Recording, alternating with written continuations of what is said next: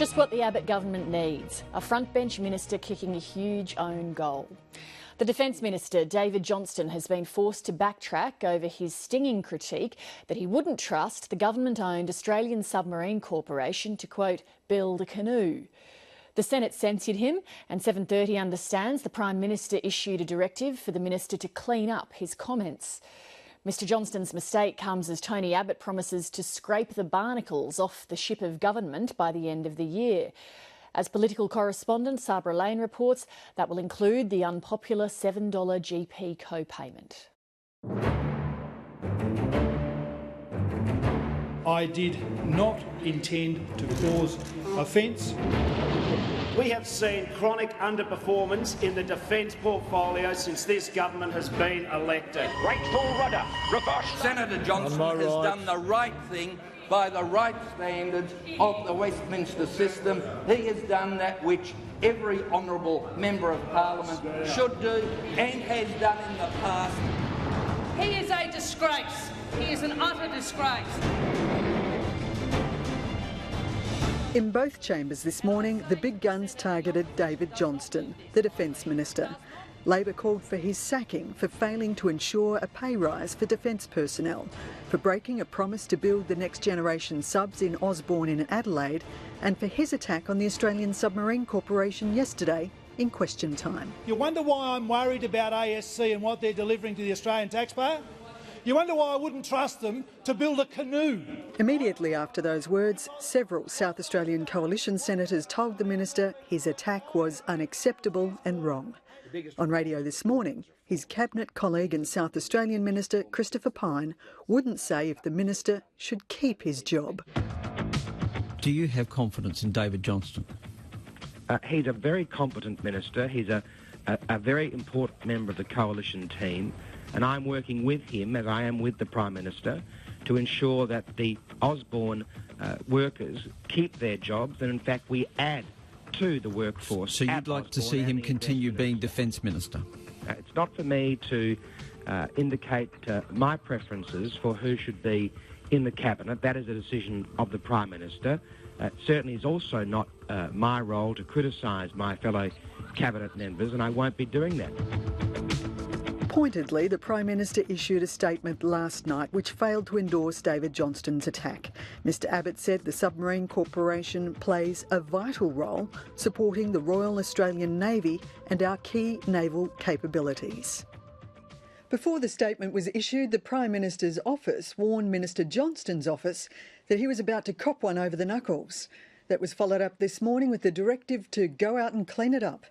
The minister tried to do that on Adelaide radio, defending his outburst as nothing more than a rhetorical flourish. Literally, the government is up Ship Creek without a paddle. Senator Johnstone, you have Mr. President. As the Senate opened for business this morning, the minister tried to extinguish it as an issue. I, of course, was directing my remarks at a legacy of issues and certainly not the workers in ASC who may have, in my regret, taken offence at those remarks. I consider them to be world class. The opposition says he should be tossed overboard. This minister's position is untenable.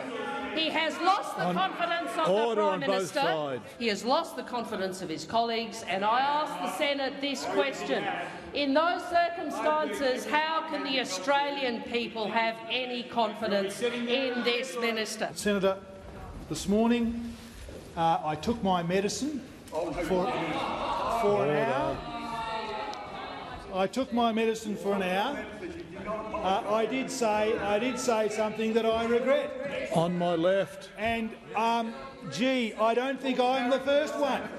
He said something in the Senate which he shouldn't have said, which he didn't mean, which he's withdrawn and which he's apologised for. We've taken responsibility for fixing the air warfare destroyer project. It's now in reasonable shape, thanks in large measure to the good work of the Minister for Defence. He has my full confidence.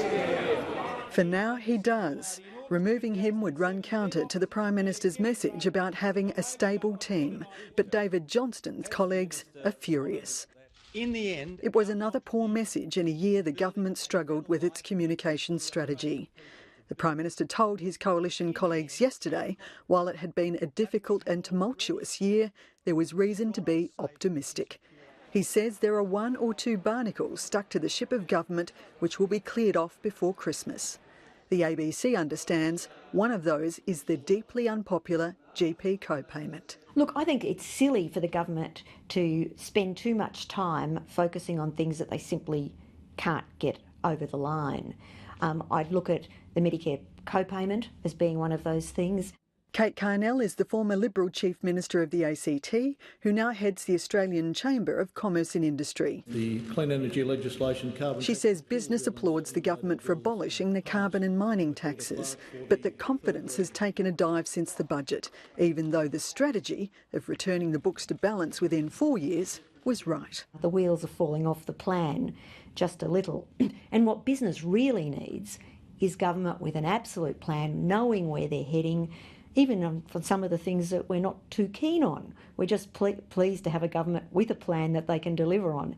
And at the moment, that's a bit shaky. 7:30's spoken to many coalition supporters today. They hope the barnacles scraped off include ideological policies that aren't wildly popular, that ministers instead stick with practical policies that have a shot at Senate success. Which brings us to Mr Abbott's pet paid parental leave scheme. The ABC's been told that could be up for further refinement. It's a complex balancing act, keeping traditional allies on side while not scaring the public and winning Senate approval. One area that's spooked before, industrial relations.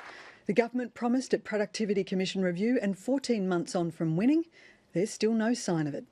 Business says it won't be a case of work choices Mark II, but it's impatient for action. I wanted it to start yesterday. The Productivity Commission will take some time doing this piece of work. It's a major piece of work. Fairly obviously, lots of people will want to have their say.